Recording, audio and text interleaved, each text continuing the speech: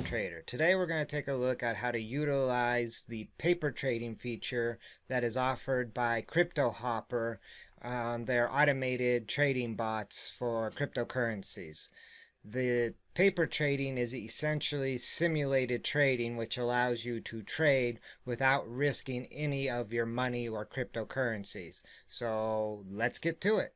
Now, the first thing you will need is a CryptoHopper subscription, and you can sign up for a free subscription in the link down below.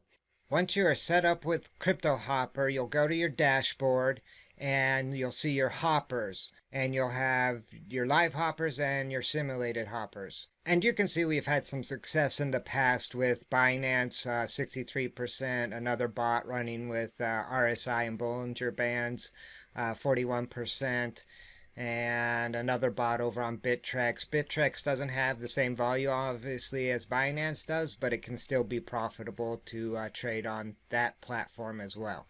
Now we'll click over to the simulators, which is your paper trading accounts, and you can add a new paper trading account simply by clicking on add new paper trading. And if you want to do just a standard bot, which we're going to do in this case, you're going to choose automated trading bot and create hopper. After you click on the paper trading bot, it will bring you to this dashboard, which will show you the actual bot. We had this run for about 2 days, and you can see it did okay. It actually traded during this most recent pullback on Bitcoin, and we were able to pick up a few wins and a few losses if we look at all trade history. Now this is something we're just experimenting with, so do not use any of these settings you see as we go forward on live trading without first testing them yourself. These are not settings we would actually use at this point in time because they're not fully tested. As you can see, we had a few wins towards the end of the day yesterday, but at the same time we had some small losses. This one was a bigger loss than we'd like to see. We have our stop loss set up, which we'll go into once we get to the config area. And you can see we had a couple more wins, a couple more losses. Again, this loss bigger than we'd like to see, these wins smaller than we'd like to see. We're still tweaking the system, and that is why it's important to do paper trading before you actually do live trading. And even with paper trading, it's not going to represent live trading. Just because the hopper made the trade doesn't mean the exchange would have given you the buy or the sell order in live trading. It is simply a simulation of what may have happened. So with that in mind, don't think, well, the paper trading did this, live trading will do this. You should see similar results, but there's no guarantee they'll be exact. With that all being said, we'll jump back to the dashboard. And one of the things you have to do on a paper trading account is deposit paper money, basically, or depositing monopoly money, whatever you want to think of it as. So you would hit the deposit and then put in what currency you want to deposit, and you can actually do US dollars. Since we're going to be using a Coinbase paper trading bot, we're going to actually trade in US dollars. So we would select US dollars, put in the amount, and you can put in up to $100,000 of any one currency. We put in $1,000 already, so I'm not actually going to do that. Since I am actually using this for testing purposes, I don't want to change that right now. And as you can see, we deposited $1,000 and we're up a little bit of money. Keep in mind, I don't think this amount calculates fees. So technically, I think we're probably about break even at this point in time because of the fees that you incur when trading on Coinbase. And I can dive into that a little later in the video. Or if you would like to see a more detailed video on fees that will occur when you're using an automated trading bot, just leave a comment down below and I'll consider doing a more in-depth video. After we've made the deposit, we'll want to go over to the config tab. As you can see, my hopper is actually disabled. I don't want any accidental discharges while I'm configuring, so I always have this disabled anytime I'm doing configurations. And so we'll go to configuration. We're just going to jump to the base config. And we'll need to name the bot, and I chose Coinbase since that makes the most sense. That's what we're using. And as far as live bot goes, I'm going to go ahead and turn that off for the moment. Again, because I don't want any accidental discharges while I'm doing configuration. Under the Exchange tab, it's exactly what it sounds like. In this particular configuration, I have activated the paper trading. So it's going to be the one and only paper account I have, and then the exchange is going to be Coinbase Pro.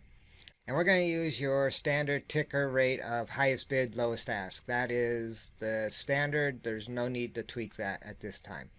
And we'll jump over to notifications, and we can see I have notification of trade. I do like to know when a trade goes through. I'm not so concerned as an error or a canceled order, as that means no trade actually went through. Now we'll move on to buy settings. Order type, I use market orders. That ensures I will get in at the market. And with the other option is limit. You could actually set a percentage higher or lower in order to enter your trade, but in this case I want to engage as soon as possible, and market will get me in as soon as possible.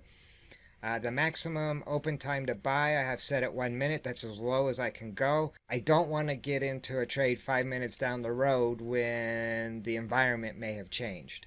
Maximum open positions, I've chosen 9. There's actually 17 coins I'll be trading on Coinbase Pro, but at any one time I really only want my hopper to have 9 positions.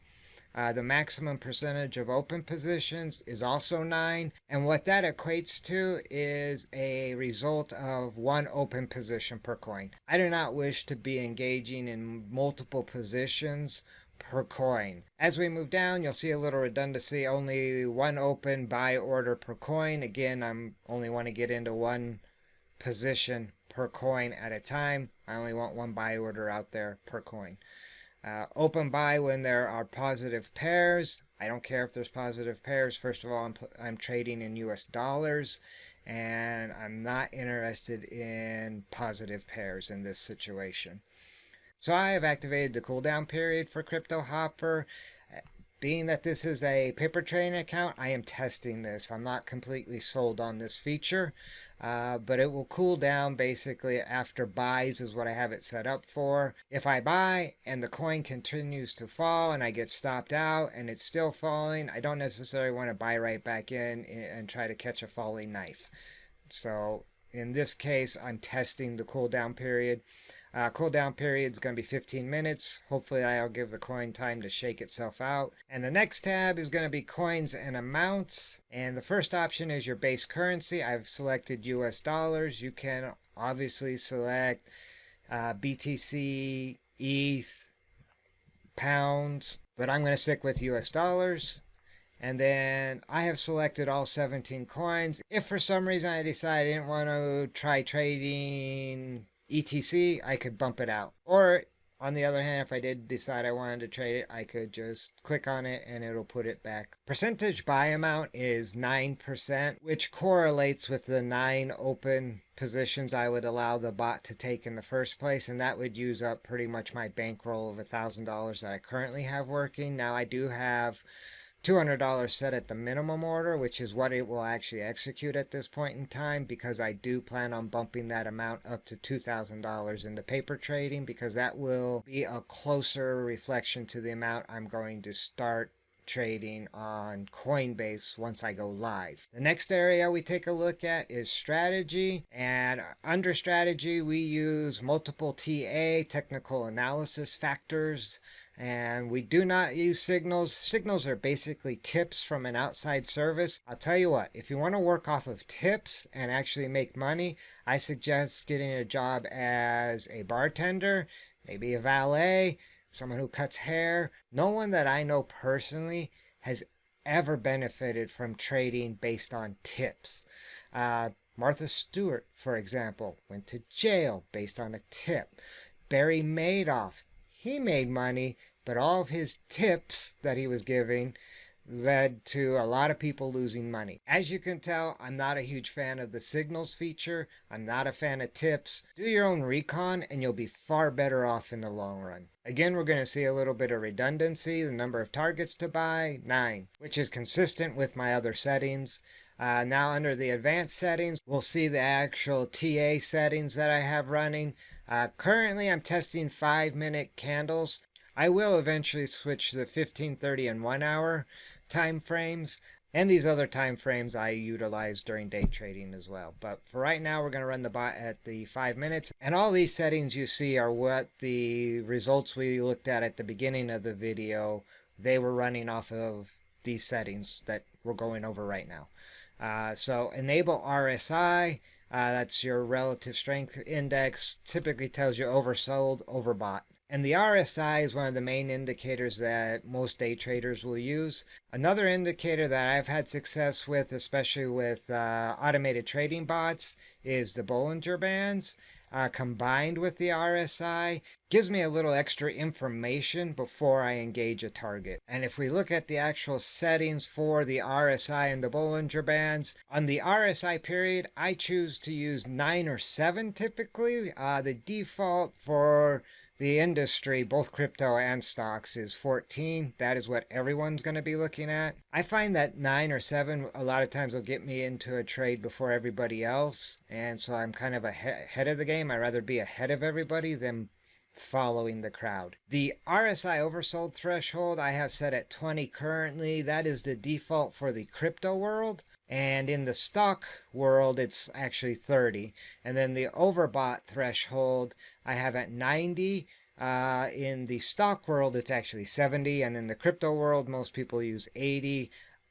I'm not shorting anything on Coinbase, so this would actually really not apply to any of my strategies, other than that is a number I use when I'm day trading live on exchanges that allow me to short cryptocurrencies or stocks for that matter.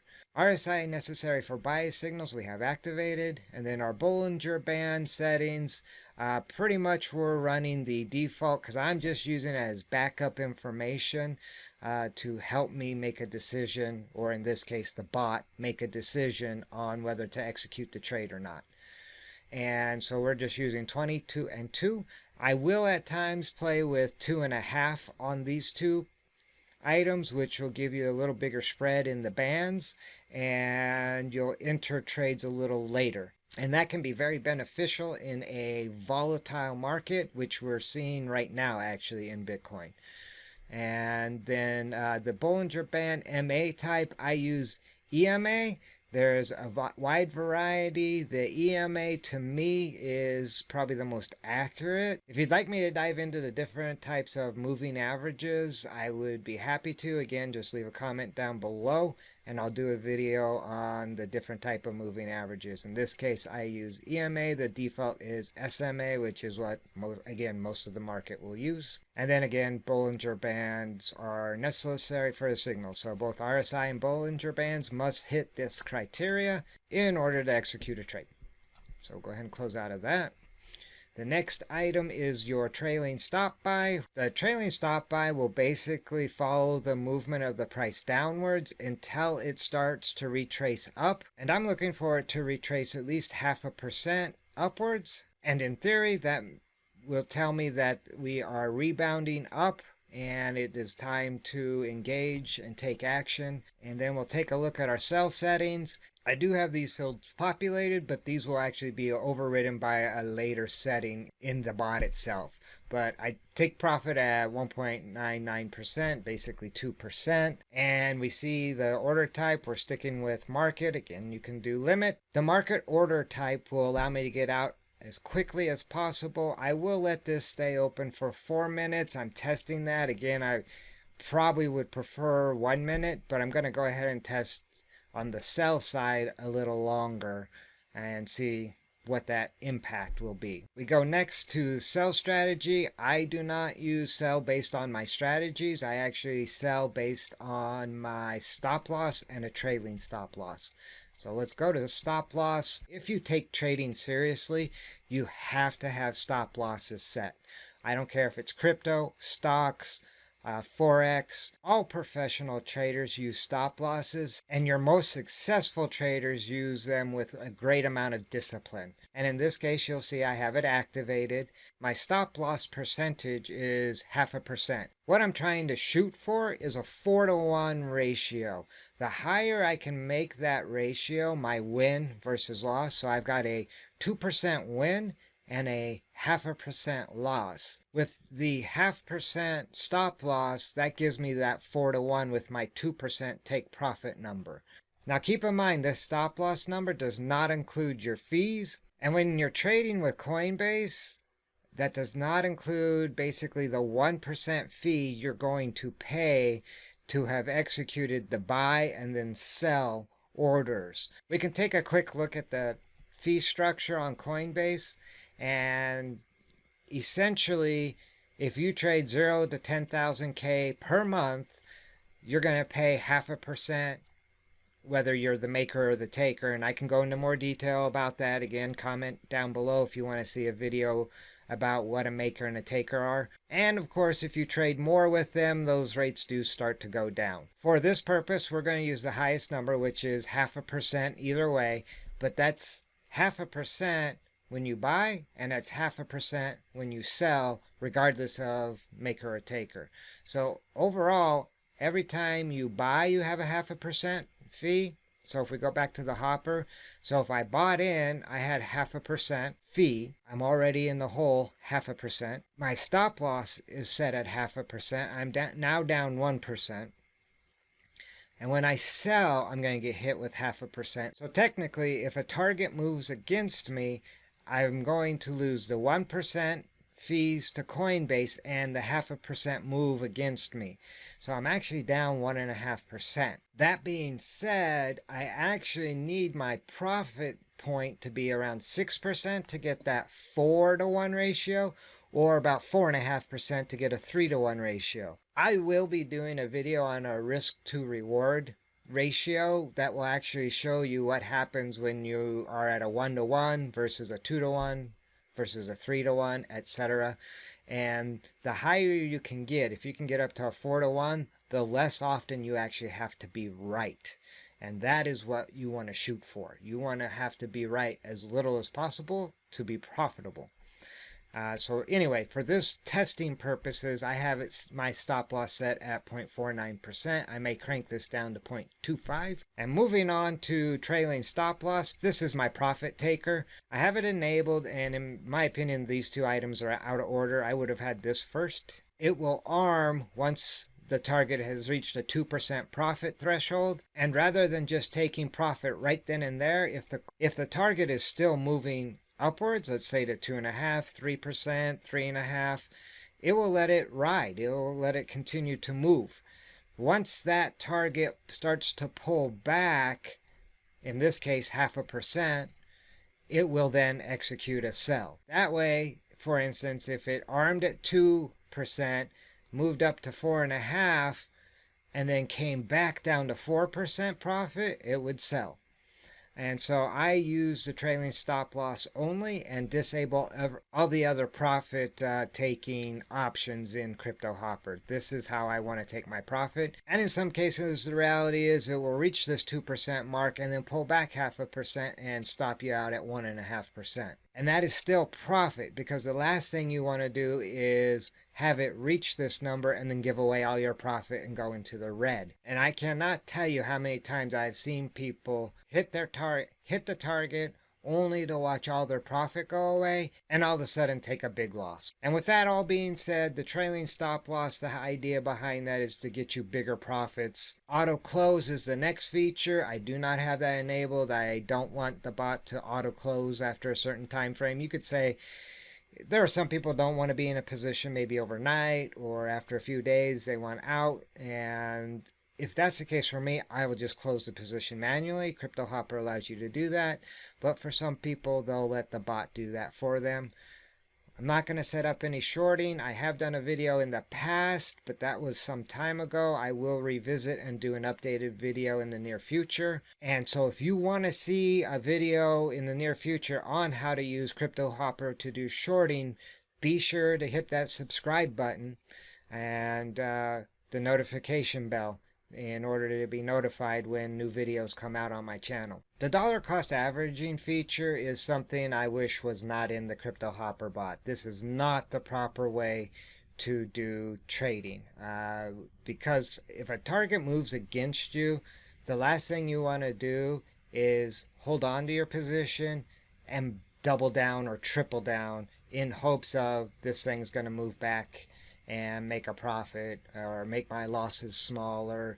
That line of thinking is wrong. This feature, I'm guessing CryptoHopper added because they have a lot of inexperienced traders that think this is a good way to trade, and they probably got a lot of requests for it, so they added it to make their subscribers happy.